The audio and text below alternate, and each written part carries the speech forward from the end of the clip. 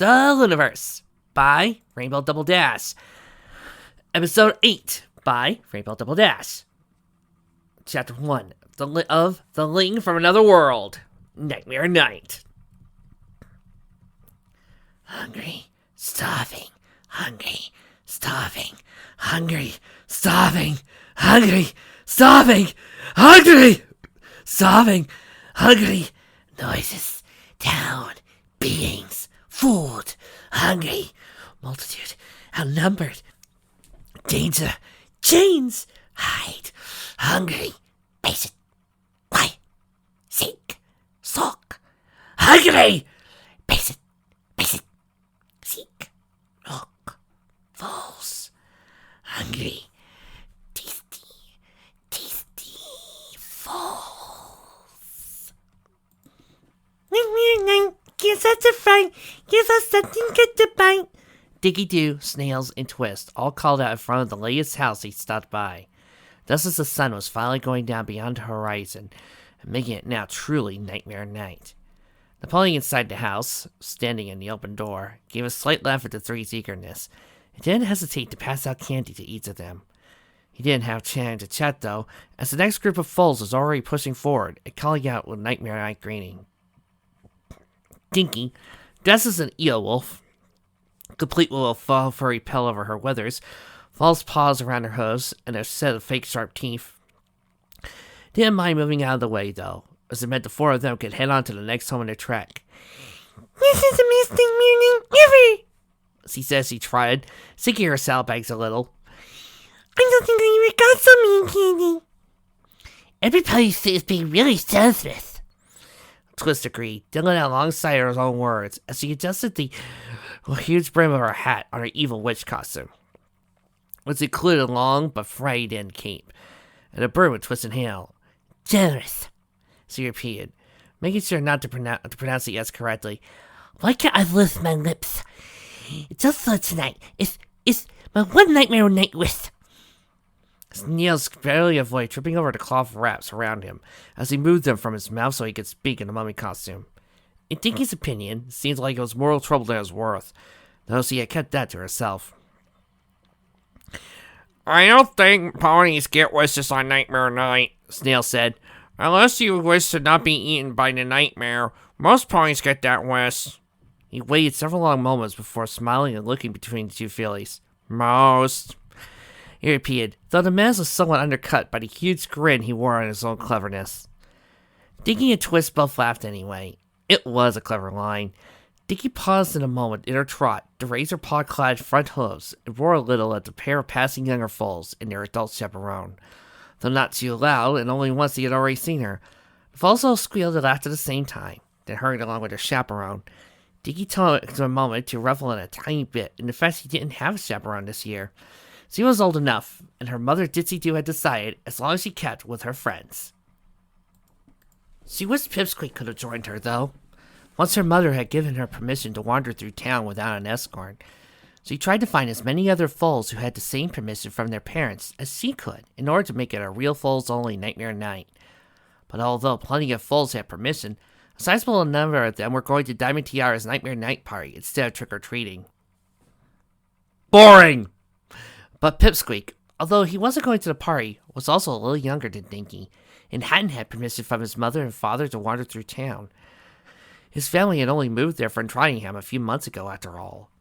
We also know why Dinky wants to go trick-or-treating with Pipsqueak.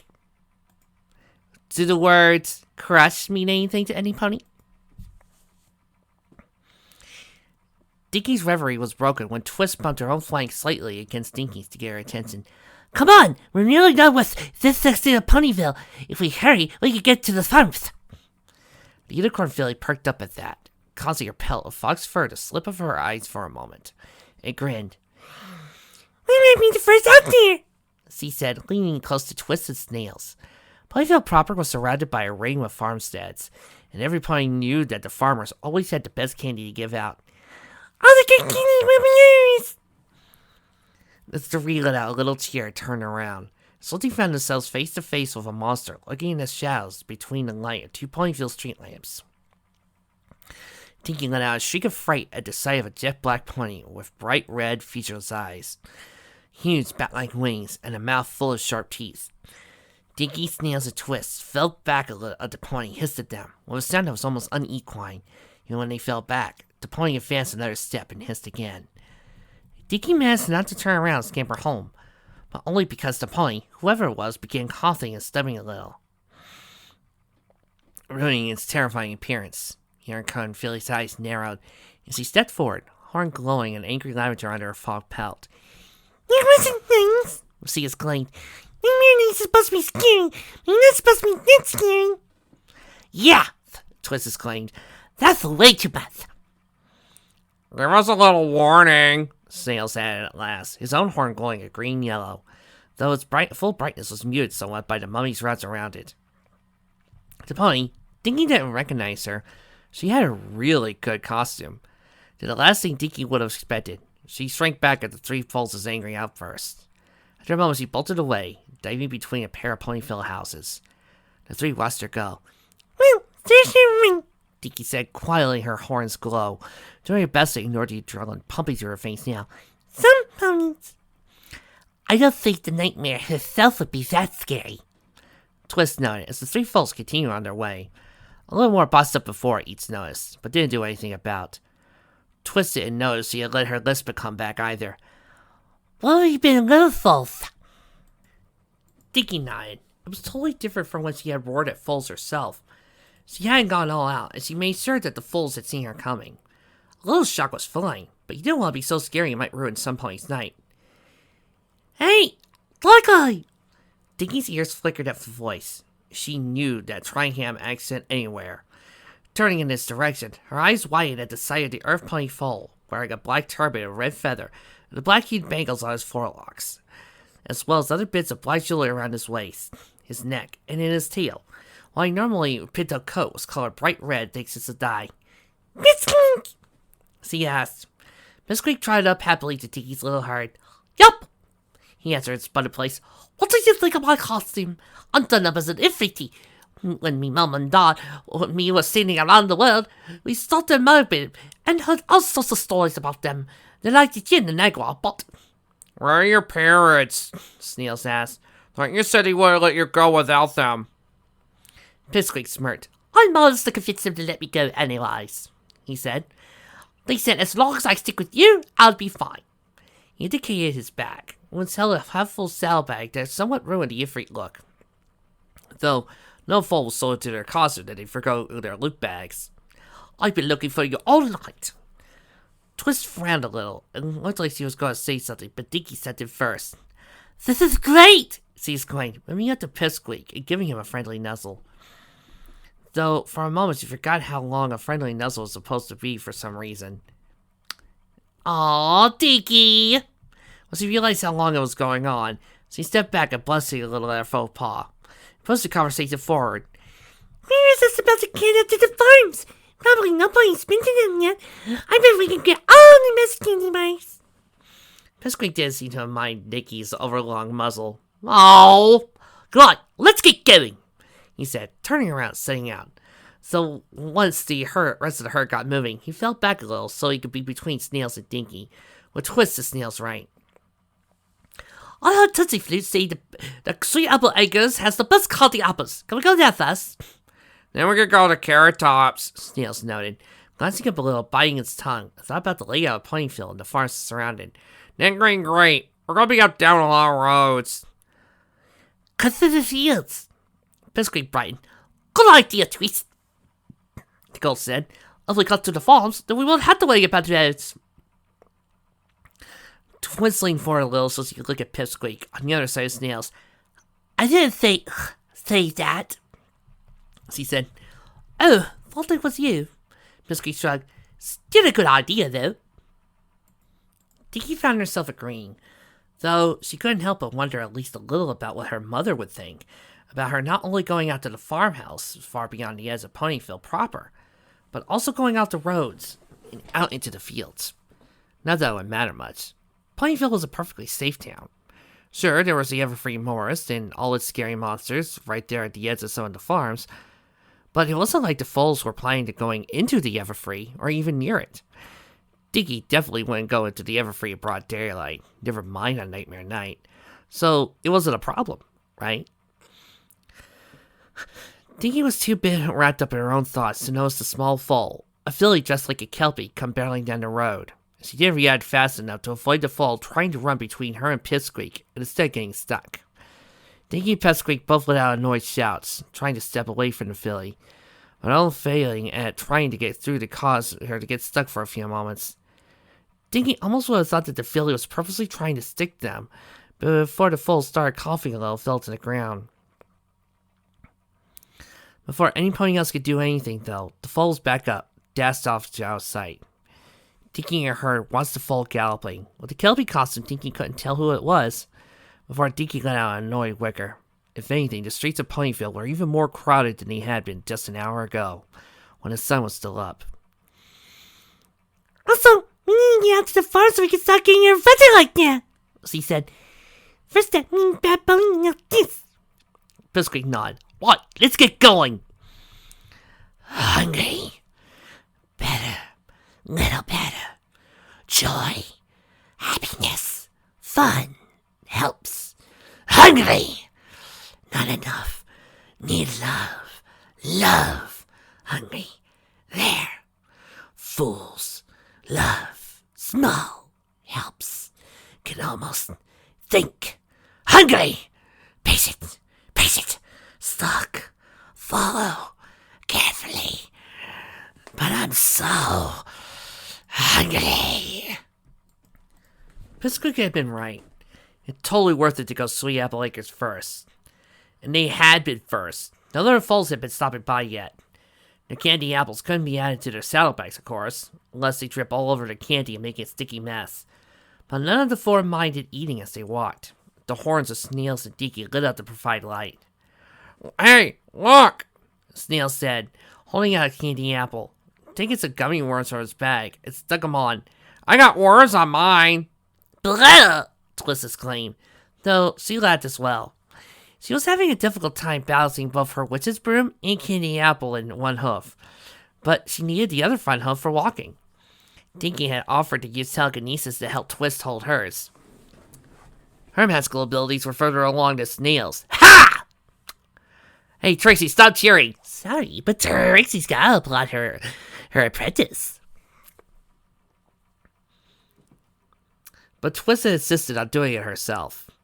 Unfortunately, a small pair of tragedies struck at that same time. First, they finished the candy apples, which was bad because they had been delicious, and they had wanted to finish them off as quickly as they had. But second, when they reached the home of Carrot Top, sitting at the edge of her Golden Harvest farm, they found the windows dark. No sign of any pony at home. The foals tried anyway, but after knocking on the door several times, there was no sign of any pony coming to greet them. Let me out! Dinky reasoned. As the five stepped away from the house, it started trying back to the road.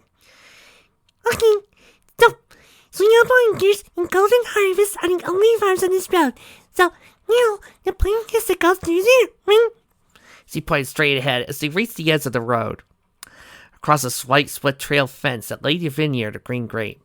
Dinky didn't know if he had a name for his farm, where they could go quickly through and get to Green Grape's house itself.